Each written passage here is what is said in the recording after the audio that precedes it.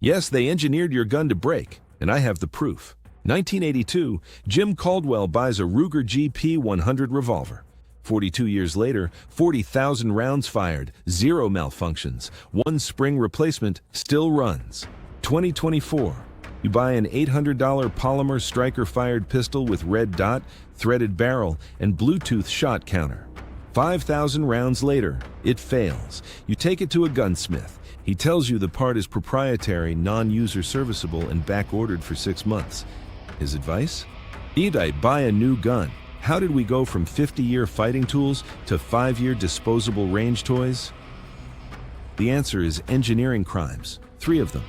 MIM, parts that shatter under stress, electronic optics with motion sensors that drain batteries while off, and proprietary sealed components you cannot repair, designed to force you into the upgrade cycle. This isn't planned obsolescence in a washing machine. This is planned obsolescence in your defensive firearm. When your gun fails at 2 a.m. with an intruder in your hallway, you don't get annoyed, you die. First crime on the list? MIM trigger components, metal injection molding, plastic-bound metal powder baked in a mold like a toy soldier. Under stress, the porous structure shatters. The sear snaps mid-firefight, sending metal shavings into the action, jamming your slide when you need it most. Here's the proof they don't want you to see. The first villain on our list, MIM, parts and critical fire control components. For decades, firearms manufacturers built trigger mechanisms, hammers, and sears from forged or machined steel. They would take a block of high-carbon steel, mill it to precise tolerances on a CNC machine, and heat-treat it to Rockwell hardness levels that could withstand tens of thousands of cycles. It was expensive. It required skilled machinists. But it was virtually indestructible because the metal grain structure was solid and uniform. But in the early 2000s, companies like Kimber, Remington, and even some Ruger models decided to cut costs. To meet profit margins demanded by private equity overlords, they switched to MIM, metal injection molding. Instead of machining parts from solid steel, they mixed metal powder with plastic binder, injected it into a mold like a toy soldier, baked it, and sintered it together. They claimed it would reduce manufacturing costs and improve consistency. But there was a fatal engineering flaw. MIM parts are porous. Under a microscope, you can see tiny voids in the metal structure. Under normal use, they hold up fine. But under stress, rapid firing, heavy loads, or extreme temperatures, those voids act like fracture points. The part doesn't just wear out, it shatters. And when a MIM sear or hammer breaks inside your pistol during a defensive encounter, it often sends metal shavings into the action, jamming the slide or locking up the trigger. It's a catastrophic failure, not a gradual wear item. This is not a theory. This is documented in thousands of warranty claims and forum posts from owners who've had MIM triggers snap during USPSA matches or training courses. But even if the MIM parts survive, there's another engineering crime happening inside your modern handgun: the internal lock mechanism. If you own a newer Smith & Wesson revolver or Springfield pistol, you know this crime personally. In the old days, a revolver had no lawyer-mandated features. It was a hammer, a cylinder, and a trigger, period. But modern consumers, or rather modern corporate legal departments, demanded smart safety features. So engineers crammed a key-activated internal lock into the frame, right next to the mainspring. This is a violation of the principle of simplicity. They are adding a mechanical complexity to a tool that must function under life or death stress. The result is inevitable. The lock mechanism shifts under recoil, the tiny part seize up, and the gun locks itself mid-firefight. It's not a feature, it's a liability. They engineered a system that violates the cardinal rule of defensive tools: keep it simple, stupid. The second reason your gear's failing: the invasion of the electronic optic. Your grandfather's rifle had iron sights. They were 2 pieces of machined steel, a front post and a rear notch. If they got dinged, you filed them back into shape with a $5 needle file. Your modern tactical rifle has a red dot optic. It has a glass lens, a delicate LED emitter, microprocessors, and a CR2032 battery. And where do manufacturers expect you to mount this fragile computer? On top of a firearm that generates thousands of Gs of recoil impulse and catastrophic overpressure with every shot. They are putting a computer, which hates shock, moisture, and temperature extremes, on a weapon platform designed to produce violent explosions 18 inches from the optic. The thermal cycling alone causes solder joints on the circuit board to crack. The recoil shatters cheap glass lenses. And the battery? Forget it.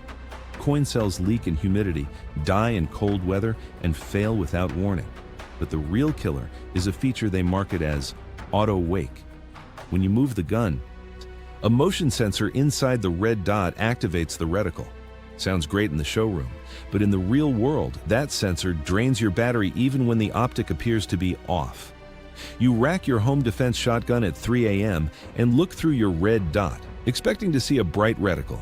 Instead, you see a black screen. Dead battery, no warning. You are now fighting in the dark because you trusted a $200 Chinese optic with motion activation gimmicks. And we have spoken to dozens of firearms instructors and armorers who say the same thing. Budget electronic optics are the fastest way to turn a reliable rifle into a paperweight. You are literally betting your life on a circuit board and a battery to save yourself the effort of learning to use iron sights. The replacement optic often costs $300, and the one you buy to replace it will fail the same way in 2 years. The same logic applies to weapon-mounted lights and lasers. If you mounted a tactical light on your pistol in 1995, it was a surefire incandescent bulb with a simple on/off switch. It ran on CR123 batteries through 60 lumens, and the electronics were potted in resin to survive shock. It was bomb-proof. Today, due to the arms race for higher lumens and smart features, modern weapon lights use cheap LED drivers and plastic housings. To get 1,000 lumens out of a tiny package, the circuitry runs hot. Very hot. And because the motors, or in this case, the electronics, are too weak to handle sustained heat, manufacturers cut corners. Instead of fully potted boards, they use press-fit assemblies. Instead of machined aluminum, they use injection-molded polymer. The result, after 200 rounds of rapid fire, the barrel heats up, conducts thermal energy into the light's mounting rail, and cooks the LED driver. The light flickers and dies. You're left in the dark, mid-engagement, because some MBA decided $4 in manufacturing savings was worth more than your life. But here's the most insulting part. They market these lights as duty grade. They slap terms like tactical, law enforcement approved, and mil-spec on the box, but the internals are the same garbage components you'd find in a gas station flashlight. It's not an accident. It's fraud.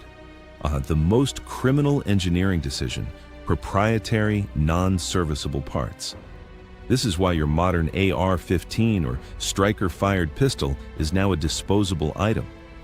In the old days, like with that 1982 Ruger GP100, if a firing pin broke or an extractor chipped, you could order a $12 replacement part from Brownells, drift out a pin with a punch, and install the new part in your garage.